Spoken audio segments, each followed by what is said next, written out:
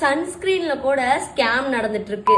இந்த in vivo test league ஆனதுக்கு அப்புறம் எல்லா பிராண்டும் சடனா இதுதான் எங்களோட டெஸ்ட் ரிசல்ட்னு ரிவீல் பண்ண ஆரம்பிச்சிட்டாங்க. பட் நிறைய பிராண்ட்ஸ் அவங்களோட ஃபேக் லைன்ஸ் தான் கொடுத்திருக்காங்க. நிஜமா தாங்க சொல்றேன், நம்ம யூஸ் பண்ற இந்த சன்ஸ்கிரீன்லாம் ஓல்டு ஜெனரேஷன் சொன்னா நீங்க நம்புவீங்களா?